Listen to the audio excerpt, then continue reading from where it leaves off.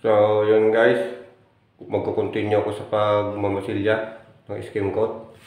Tapos si Brad naman ang mag-add ng hardiplex, magda-drywall. Pero unahin niya ata itong sibang na yan guys, oh. May dulo ng kisame sa wall. Simentuhan niya muna yan. Tapos, bago ako mag-skim coat guys, hasain ko pala muna yung mga ulo ng blind rivet. May kunting nakalabas. Ito siya guys, pakita ko sa inyo. Sila guys, oh. Pero yung iba naman, hindi naman labas, sakto lang. Yung iba lang yung may kunting-kunting labas. Hapyawan siya ng hasain ng grinder. Para pag nag-skim coat siya, kasi pag i-skim coatan yung mga pinag-ribitan, hindi siya bubukol guys. Okay. Trabaho muna guys. Okay. Lapit-lapit na yung drywall. Isang kabit na lang ng hardiplex. Back to back na yan. So guys, talagyan ko na rin ng simento. Yan, para matigas na po nagmasilya. Isipot. Doon, kabila, meron na rin. Lalo na siya. Lalo na yan guys. So kasi binuo ito kahapon ni Brad na hamba eh. Dalawang hamba tsaka yung metal stag. Tulong nga.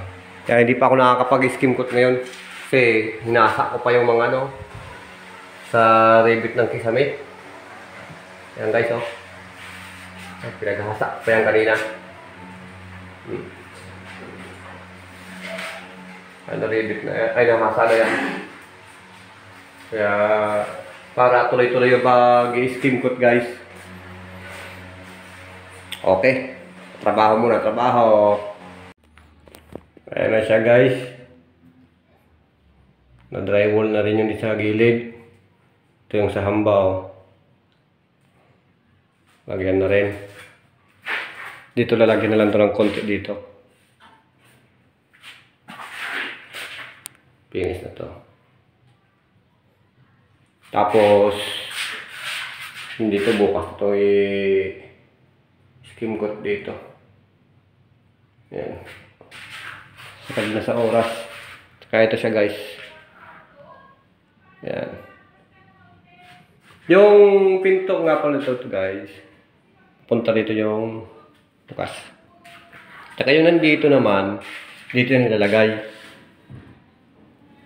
So, hindi pa yan yung hamba. Hindi muna kinabit ni Brad, gawa ng lagyan muna ito ng hardiplex.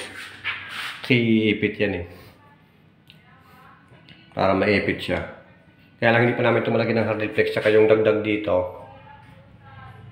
Kasi tinutungtungan ko to rito para bukas baka lihain na yan, pero parang gusto ko i-skim coat muna lahat. Kasi yung finish na yan guys, skim coat na yan siya. Na-double coat na siya sa skim coat, punta na sa baba. Pagkatapos ko kanina mag-simento ng gilid doon, sa may baba ng hardiplex. Pati dito, naghasa ako, tapos patapos hasa, dinouble coat ko yan guys. Dinouble coat ng skim coat yan, finish na yan. Tapos dito, yan skim coat na yan dyan. Dito. Yan. Punta dito. Bukas ulit. Ay alas 5 pasado na rin. Yan ang mga dito lalagyan pa to dito sa gilid. Kasi dito yung dito yung hamba nito guys. Ito finish na rin yan dyan. Di na lang. Ito dito wala pa to rito sa labas.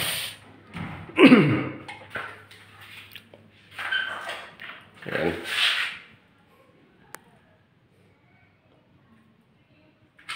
Please kahit paano na. Ito yung niya rito, kwarto. Pwede yung kama dito. Punta rito. May maliit na daanan. Kung single lang na kama, may malaki pang dadaanan. May pang double, maliit lang. Mga bata naman natin nandito eh.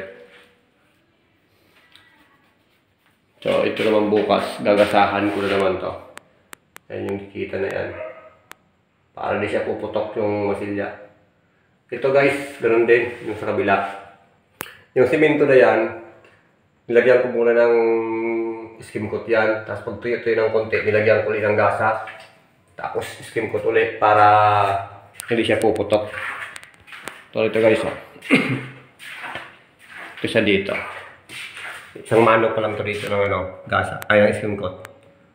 So guys, ginasahan ko rin yan. Skim coat muna. Yung sa palitada ko doon. Lagay ko simento. Skim coat muna. Tutuyo ng skim coat ng konti. Lagay ko ng gasa. At masilya ulit. Skim coat ulit. Para na siya puputok.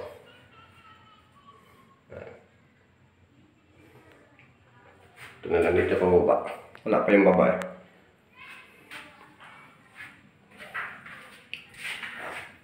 Okay.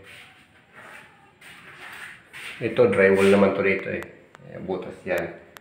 Sa drywall yan. Matakpan yan.